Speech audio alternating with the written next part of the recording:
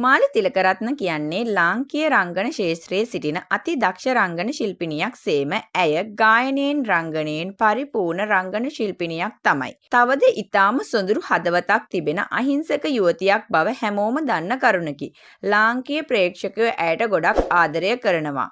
උමාලි කාලයක් පුරාවට නිහඬව තමයි හිටියේ. පළමු විවාහයෙන් වෙන්වීමත් සමග උමාලි ඉතාමත් නිහඬව තනිකඩව ජීවිතයක් ගත කළා. ඇය තවමත් මේ ක්ෂේත්‍රය තුල සිටින ජනප්‍රියම චරිතයක් කිවහොත් නිවැරදි. කොහොම නමුත් මේ දිනවල නැවතත් උමාලි තිලකරත්න ගැන කතාවක් ඇති වෙලා. ඒ උමාලි තිලකරත්න පැවිදි දිවියට ඇතුළත් වෙලා කියන කතාව. සමාජ මාධ්‍ය තුල සංසරණය වෙන්න පටන් අරන් තියෙන පුවතක් නිසා. ඇත්තටම උමාලි මහාන වෙලාද? මේක උමාලිට ආදරය කරන බොහෝ පිරිස්කට තිබෙන ලොකු ගැටලුවක්. ඉතින් අපි දැන් බලමු උමාලි මහාන වෙලා එහෙමත් නැත්නම් පැවිදි වෙලා කියලා මේ පුවතට මුල් වුණ කාරණාව මොකක්ද කියලා. මේකට මූලිකම හේතුව උනේ උමාලි මුහුණු පොතට එක්කල වෙනස්ම විදියේ සටහනක්. ඒ සටහන මෙහිමයි. උපුටා ගැනීමක්. මම සතුටින් ඉන්න ලොකුම හේතුව අහිමිවීම හිමිවීමක්. දරුණු මානසික ශක්තියක්, ඉවසීමේ ශක්තියක්, මෙත්තා කරුණා මුදිතා උපේක්ඛා ගුණ බලයෙන් හිමිවීමක්මයි. සුඛිත හෝතු උපුටා ගැනීම අවසන්. ඉතින් මෙන්න මේ වගේ සටහනක් නිසා උමාලිට තම ජීවිතයේ කල කිරිලා කියලා තමයි ගොඩක් දෙනෙක් හිතුවේ.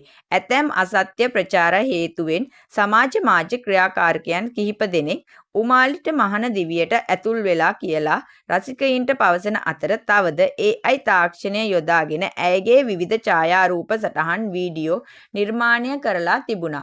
ඉතින් උමාලිට ආදරය කරන රසික පිරිස වැඩි නිසාම මේ ආරංචිය ගැන ටිකක් වැඩිපුර හොයන්න ගත්තා. ඉතින් ඇත්තට නම් මේ ආරංචිය ඇත්තක් නෙමෙයි. මේ පුවත බොරුවක් කියන්න තිබෙන හොඳම ආරංචිය නම් මහින්ද ප්‍රසාද් මස් ඉඹුලගේ මැයි මාර ප්‍රසංගය සිනමා සිත්තම මෙල්බන් පෙන්නන්න කලින් මස් ඉඹුල එනවා උමාලිත් එක්ක මේ ගැන කතා කරන්න.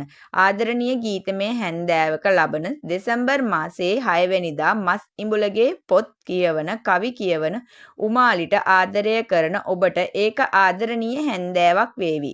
YouTube CD රේඩියෝ මාධ්‍ය තුලින් නිකම් ගීතයක් රස විඳිනවා වගේ නෙමෙයි. අපි කවුරුත් ආදරය කරන අපේ කාලයේ ප්‍රවීණ කවියෙකු වුණු මහින්ද ප්‍රසාද් මස් ඉඹුලගේ අපූරු පූර්විකාවක් එක්ක උමාලිගේ හඬින්ම ගැයෙන ගීයක් රසික ඔබ විඳිනවා කියන්නේ ඒ කියන්නේ වෙනම රසයක්. ඉතින් ඔයාලට ඒ අවස්ථාවට ටිකට්පත් මිලදී ගන්න පවා පුළුවන්. මේ අනුව අපට දැනෙන දෙය නම් උමාලි පැවිදි දිවියට ඇතුළත් වෙලා නොමැති බවත් එය අසත්‍යයක් බවත් තාක්ෂණය වැරදි විදියට යොදාගෙන අසත්‍ය වපුරන අය ඇත්තටම අභාග්‍යයක්. ඔයාලට මේ කරුණ තවත් තේරුම් ගන්න උමාලි මීට ටික කාලයකට ඉහතදී පුවත්පතක් සමග දක්වපු අදහසක් අපි අරගෙන ආවා. ඒ කතාව මෙහෙමයි. හැමදාම අලුත් දෙයක් ගැන මම්ම ඉගෙන ගන්නවා. නිර්මාණය කරණය ගැන යෙදෙන්න කැමති. ඉගෙන ගත්ත දෙයක් තවත් අය සමග බෙදා ගන්න කැමති කියලා දෙන්න කැමති. උපේක්ෂාවෙන්ම මෛත්‍රියෙන්ම මුහුණ දෙන්න කැමති සාමාන්‍ය මිනිස්සෙක් මං. කාන්තාව වෘත්තියක් ලෙස රංගනයේ නිරත වෙනවා. ලාංකීය සමාජයේ දරන දෘෂ්ටිය වෙනස්. කාන්තාවක් කියන මානසික මට්ටමින් වැඩ කරන්න අපහසු වෘත්තියක් මේක. ඒකට හිත විවිධාකාරයට හසුරවන්න පුරුදු වෙන්න ඕන. රංගනය කියන විෂය බැරෑරුම් මතුපිටකින් දකින්නවාට වඩා මනා කළමනාකාරණයක් නැති වුණොත් වෙන්න පුළුවන් දියුණුවට වඩා වෙන්න පුළුවන් හානිය වැඩි. නමුත් ජීවිතයේ අත්දැකීම් ලබන්න පුළුවන් ඉහළටම යන්න පුළුවන් වෘත්තියක් තමයි මේක.